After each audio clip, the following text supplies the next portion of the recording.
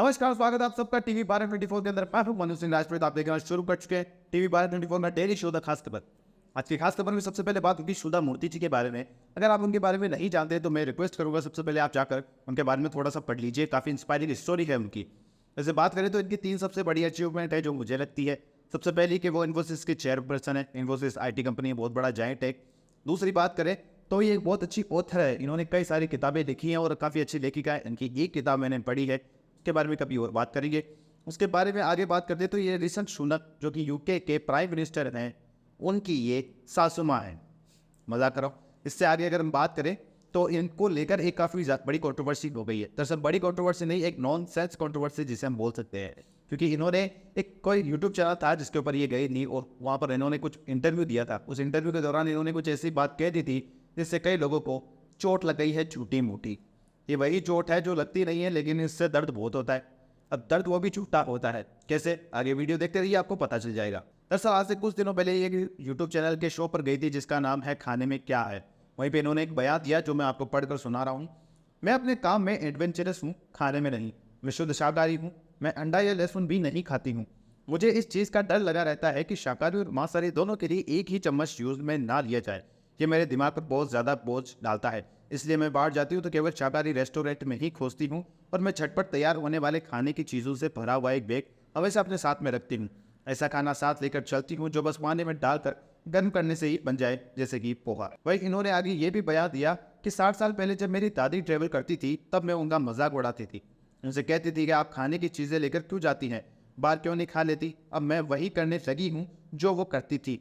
मैं किस देश में जाती हूँ या किस देश में रहती हूँ उससे कोई फर्क नहीं पड़ता, लेकिन मैं अपना खाना हमेशा साथ में लेकर जाती हूँ। अब इसी को लेकर काफ़ी ज़्यादा बवाल हुआ है। अब बवाल के अंदर बवाल क्या हुआ है वो भी जान लीजिए। दरअसल जो ऋषि सुनक है वो इनके दामाद है और उनकी एक फ़ोटो को लेकर काफ़ी ज़्यादा इन्हें पोक किया जा रहा है या फिर परेशान किया जा रहा है, जहाँ पर ऋषि सुनक अपने दोनों हाथों में मटन और चिकन लेकर खड़े हैं। तो वो ये कह रहे हैं, लोग इनसे पूछ रहे हैं क्या वो अपने नाती पोतों को भी हाथ नहीं लगाती है। दरअसल ये पूरी बातें ही नॉनसेंस है। कोई आदमी शाकाहारी है या मांसाहारी है वो उसकी खुद की पर्सनल चॉइस होती है। इसमें दूसरों लोगों को ना डराने जैसी कोई बात नहीं होती। एक पर्सन जो कि खुद मांसाहारी नहीं है, शाकाहारी खाना पसंद करता है, तो वो अपने सारे ध्यान रखेगा। अब वही लोग इसे ब्राह्मण सुप्रीमेसी होती है उसे जोड़कर देख रहे हैं। मैं खुद ब्राह्मण हूँ, मैं खुद नॉनवेज नहीं खाता, अंडा नहीं खाता, लहसुन प्याज मैं खाता हूँ, लेकिन मैं खुद ये चीज़ों का ध्यान रखता हूँ कि मैं किसी चीज़ में या फिर किसी प्लेट में खाना खाऊँ तो वो मांस से जुड़ी हुई ना हो या फिर उसमें कभी मांसाहारी खाना ना खाया जाए, क्योंकि ये सेंटिमेंट्स की बात होती है। आप मांसाहारी नहीं हैं, आप नफरत नहीं करते मांसाहारी लोगों से, लेकिन आप उसे अवॉइड जरूर करते हैं। जैसे कि मैं दारू पीने वाले से नफरत तो नहीं करता, लेकिन अगर किसी गिलास में दारू डाल के उसको बाद में धोकर अगर मुझे उसमें पानी डाल के दे दिया जाए तो मैं शायद उसे नहीं पीऊँगा। बस ये वैसा ही कुछ लॉजिक है। आप लोगों को इसमें ज़्यादा दिमाग लगाने की जरूरत नहीं है क्योंकि इसमें कोई भी कॉन्टेक्ट है ही नहीं। वही बात करें आगे की हेडलाइन के बारे में तो वो निकल कर आ रही है मध्य प्रदेश से। दरअसल मध्य प्रदेश से नहीं, ये आगरा से निकल कर आ रही है। एक ट्रेन, वंदे भारत ट्रेन 26 जुलाई की तारीख के दिन वो ट्रेन मध्य प्रदेश के भोपाल से निकलकर दिल्ली से आगरा होते हुए जा रही थी। आगरा के अंदर कुछ अज्ञात लोगों ने उसके ऊपर पत्थर फेंक दिए हैं। C14 से लेकर C13 के बीच का एक जो खिड़की थी उसका ग्लास इसमें टूटा हुआ बताया जा रहा है। अब उसी चीज़ को लेकर ये इतना ज़्यादा बवाल हुआ है। दरअसल जो पत्थर फेंका गया है अब लोगों ने इसे हिंदू मुस्लिम के एंगल पर भी डाल दिया है। अब ये हिंदू मुस्लिम चीज़ें छोड़कर एक सटीक चीज़ देखा जाए तो किसी ने रेलवे की संपत्ति को नुकसान पहुंचाने की कोशिश की है और वंदे भारत पर यह कोई पहला हमला नहीं है। इससे पहले भी कई सारे हमले हो चुके हैं और लगता है ये देश के विकास में कई लोगों की जो जलन है, जो आग है, उसी को दर्शाने का काम भी कर रही है। इधर 26 जुलाई को ही रेल मंत्री अश्विनी वैष्णव ने संसद में वंदे भारत ट्रेन से जुड़े मामलों के हैरान कर देने वाला आंकड़ा भी साझा किया था। उन्होंने बताया था कि 2019 के बाद से ही वंदे भारत ट्रेनों पर पथराव लगातार बढ़ते रह रहे हैं। 55 लाख से भी ज्यादा का अब तक नुकसान हो चुका है। आगे उन्होंने बताया था कि पथराव के मामलों में शामिल 151 लोगों को अब तक गिरफ्तार किया जा चुका है। ये तमाम आंकड़े लोकसभा में गुवाहाटी की एक सांसद क्वीन ओझा से लिखित प्रश्न के जवाब में दिए गए थे। उन्होंने आगे बताया कि चंदी ट्रेन पर पथराव की घटनाओं को कंट्रोल करने के लिए की जाने वाली कार्रवाई के संबंध में गाइडलाइंस भी जारी की गई है। उन्होंने बताया कि असामाजिक तत्वों के खिलाफ भी अनियमित अभियान चलाया जाना चाहिए। वह आज की तीसरी हेडलाइन की बात करें तो वो निकल कर आ रही है मणिपुर से। आपको पता होगा कि मणिपुर से रिलेटेड न्यूज़ हम रोज डेली अपने टीवी चैनल पर अपलोड करते हैं, क्योंकि हमें पता है कि वो राज्य भी बहुत सेंसिटिव जोन के अंदर है। उससे निकलने वाली हर छोटी मोटी घटनाओं का आपको पता होना काफ़ी ज़्यादा ज़रूरी है।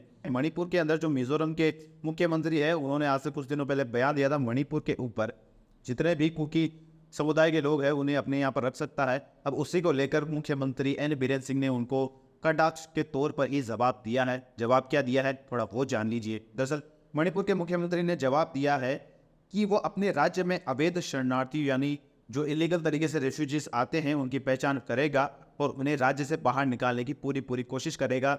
मुख्यमंत्री ने यह भी कहा है कि मणिपुर की सरकार किसी की भी धमकी के आगे झुकने वाली नहीं है।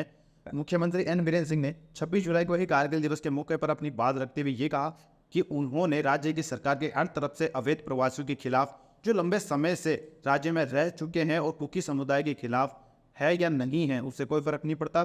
मुख्यमंत्री ने आगे कहा राज्य में हुई हिंसा उन लोगों के कारण है जो मणिपुर की शांति व्यवस्था को नहीं रहने दे सकते। ये समस्या सरकार के अवैध ड्रग कंट्रोल के खिलाफ करने वाली कार्यवाही का नतीजा है, लेकिन सरकार किसी भी धमकी से नहीं डरती है। हम राज्य की अखंडता की पूरी तरीके से सुरक्षा करेंगे।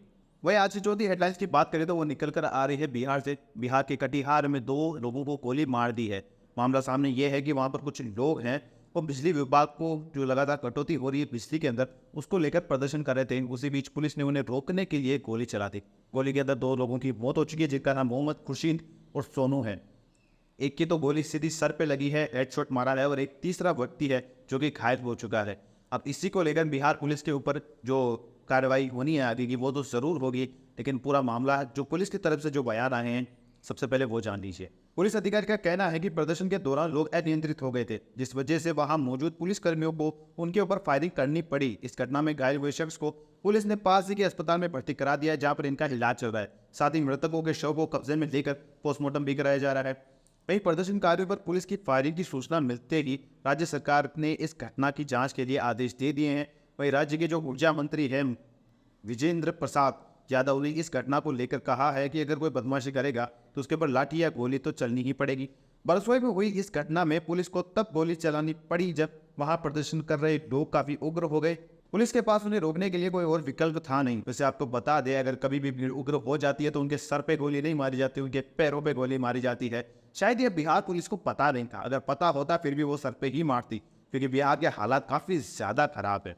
हम में से ज्यादातर लोग शायद वहाँ के इकोसिस्टम के बारे में नहीं जानते होंगे, लेकिन जितना जानते हैं वो बुरा ही जानते हैं। वही एक और आज की आखिरी खबर के बारे में बात करें तो काफ़ी नॉनसेंस भरी बात है। नॉनसेंस ये क्योंकि एक खबर है अमेरिका की तरफ से। दरअसल अमेरिका के कुछ सांसदों ने ये बयान दिया है पार्लियामेंट के अंदर कि उन्होंने एलियन को देखा है। अब मेरे को एक बात समझ में नहीं आती, ये एलियन हमेशा अमेरिका में ही क्यों दिखते हैं? कभी इंडिया में, थाईलैंड में, वियतनाम में, या फिर चाइना में, रशिया में, इंडोनेशिया में, कहीं पे तो दिखने चाहिए। हमेशा अमेरिका में ही क्यों दिखते हैं? यहाँ तक कि ब्राजील यहाँ पर भी नहीं दिखते, सिर्फ अमेरिका में ही एलियन मिलते हैं, पता नहीं क्यों। अब खबर क्या है वो जान लीजिए। दरअसल अमेरिका की यूएफओ से जुड़ी सुनवाई में पूर्व अधिकारी डेविड क्रूज ने यह दावा किया है कि अमेरिकी सरकार के पास में एक दुर्घटनाग्रस्त यूएफओ है। इतना ही नहीं, डेविड क्रूज ने यह भी दावा किया कि अमेरिकी सरकार इनकी जानकारी इकट्ठा करने के लिए दशकों से एक रिवर्स इंजीनियरिंग प्रोग्राम चला रही है। उन्होंने आगे दावा किया है कि सरकार के पास जो क्रैश एलियन स्पेसक्राफ्ट है और एलियन जीव है उनके अवशेष उनके पास अभी भी हैं, जो संभवतः उसका पायलट ही है। गार्जियन की रिपोर्ट के मुताबिक अमेरिका के खुफिया विभाग में 14 साल की लंबी नौकरी के बाद उन्हें अप्रैल में इस्तीफा दे दिया। बता दें क्रूज अमेरिकी रक्षा विभाग के यूएपी से जुड़ी घटनाओं की जांच करने में प्रभारी रह चुकी है। अब इस घटना में जब उनसे सबूत मांगे गए तो उन्होंने वही किया जो राहुल गांधी हर बार सांसदी हारने के बाद कहते हैं। समझ गए होंगे आप। आज के शो में बस इतना ही। आज से फिर मुलाकात होगी एक और वीडियो के साथ। तब तक आप देखते रहिए टीवी 12 24। मैं हूं मनोज सिंह राजपूत। जय हिंद, वंदे मातरम।